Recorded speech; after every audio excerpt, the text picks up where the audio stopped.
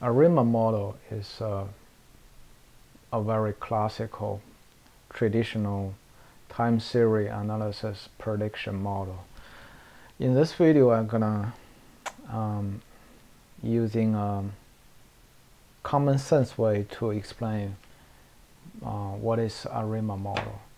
So let's assume a thing that how we could predict. So let's say if you have a boy that you need to predict how much your boy gonna eat every dinner every day. So there are many factors that could affect how much he gonna eat, right? So maybe he played football today, and the longer he played football, he would be more hungrier, right? And what is the lunch at school? Maybe he hates some food, and if for a day that the school serves some lunch he hates, he would naturally eat less and would naturally eat more in the dinner. And maybe he went to his friend's home, and his friend A may have his parents may treat him something, and he eat a lot. But he eats something before the dinner, he would naturally eat less, right? And of course his age, weight, height would affect how much he gonna eat. And some other factors like how is his emotion, whether he's sad or happy. And if you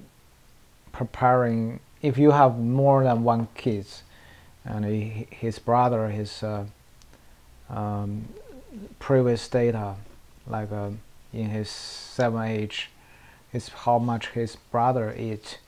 Clearly, you would have more experience, right, with if you have more than one boy. But what if so this is how the data science using machine learning doing, right? So all these features can be learned using machine learning algorithm, different algorithm. For example, the last one, we can use so-called nearest neighborhood, right? So if we have a very similar boys data, we can clearly reference the data from other boys. So what about we don't have all these features? We cannot ask whether you have played football or not, how you have eat in the school, or you eat in your friend's home. And what if we only have the historical data? So clearly we can reference how much he ate yesterday and how much he ate the same day last week, right? So maybe every Monday he would play football, and when he played football he eat a lot. What about seasons, right? So I'm staying in Canada, and Canada's winter is very cold, and nobody, including kids, go outside for running or for any exercise. When everybody stay at home, he or she clearly eat less. And clearly for boys, maybe from 7 to 17, he eat more every year with he growing older. And lastly, there's a residuals, something we just couldn't catch from the time series data itself. So maybe for some random reason he eat a lot today or eat less than he used to be. So the reason we can predict from the time series analysis is because it's got some patterns in the data itself. So if the data is white noise, so white noise basically means that a time series that have so everything is just random. There's no signal or trend, or you can't find anything from the any useful information from the data itself. So we cannot predict if the data is purely white noise. And I'm gonna show you Excel that is very easily can explain how the ARIMA model works. So the AR part is for auto-regression, which means that using the data itself, for example, we want to reference how much he ate yesterday, or the same day last week, or the same day last year, right? So we can use, for the AR1 we reference yesterday's data, which is 1.2917, and we time a beta, a constant values, and we add this MA part. The MA part is short for moving average. I don't know why it's called moving average, but basically it's the difference between the prediction and the actual data. So you can see the MA1 here. The first one is the Y minus AR1. The Y is the actual data, the AR1 is predicted data. So still using the boy example. So if we predict too much yesterday or too less, for this example, we predict 1 but he ate 3.5, right? So next day we will see, okay, yesterday my prediction is not very accurate. I predict too little. So today I'm gonna add this residuals, this wrong prediction.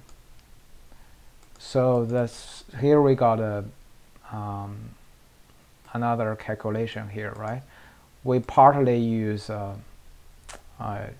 yesterday's data and the figure from yesterday, and we also partly reference how much the difference between the prediction and the actual figure. So that's AR1 and MA1 model. And clearly you can reference more than one day, right? If you use AR2, that means you not only reference yesterday's figure, but also reference the day before yesterday's figure. And this also apply to MA part. You can reference two MA figures, which is yesterday and the before yesterday. And for this error part, this is just a square root, a square, how much the difference, right? And you can eventually add all the error together to get this thing. And when you square root this one, that's we call mean square root, which is an indicator to show how accurate this model it is. So clearly we want less error, right? So I hope this Excel explain what is the ARIMA model. So what about the Cerima model? So the S is for seasonal, and this I is for differentiate the figure itself, and the X is for another data that is how to say, additional to the time series itself. So I would let's say our time series it's like this saw blade. So clearly it's got some change every day, but the training is very clear, it's training up. So for the seasonal one, for the It's the I part. We want to just deduct one with the previous one or previous two, so that clearly when you deduct it, this height with this height, it will got a constant. So that's one of the technique using the diff to detrend the trend.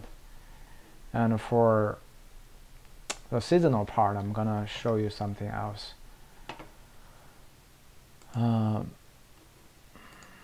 So clearly, so this is the electricity consumed.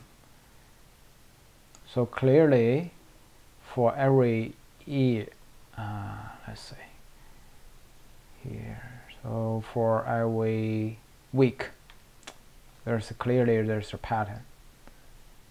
So because people are having different behavior with every different weekdays, right?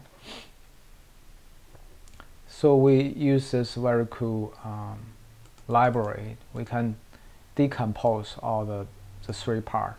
One is the overall trend. Like when the boy is getting older, he clearly gonna eat more, right? And when older people getting older, they usually eat less. And this is for the seasonal trend every week. It's very clear pattern every week. And then, of course, for most of the data, we just couldn't fit everything with the trend and the seasonal itself. There always something unpredicted that happen. For example, you boys fight with another person in school, so he would eat less, and that event is just like we call it black swan. We just couldn't predict it. It's never happened before. It's just a random thing happen. So in the time series itself, we couldn't catch that random event. And eventually we want to make a model that use all the patterns. So how can we know that we have already used all the patterns, right? So this is a residual standardized. So we want the residual don't have any pattern. For this one, it seems got a little patterns here, but for some very apparent pattern, you can see the residual going up, or it's got a kind of some wave trend, seasonal trend, something. That's an indicator that you haven't used all the pattern. Yeah, so that's pretty much I want to share. And what about next? What's next we can do? So one thing I would emphasize is that my example predicting how much the boy eat it's got a fundamental problem, because the prediction is gonna hugely could directly affect the result. So that's something we should always consider, whether our prediction will affect the reality itself, right? So one of the example is that the high frequent trade using the algorithm, which is usually in milliseconds. So when there's a high proportion of frequent trading in the market, they're gonna be can trigger some problem, trigger some unpredicted price change in the market, and that's happened many times in New York stock market already. Another thing we should consider is the data leakage.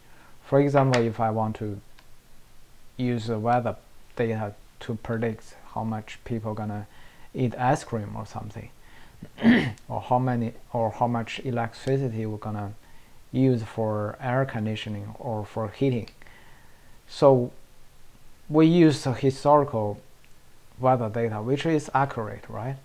But when we really do the prediction, the data can be not that accurate. So you have to always keep in mind the reality with the prediction.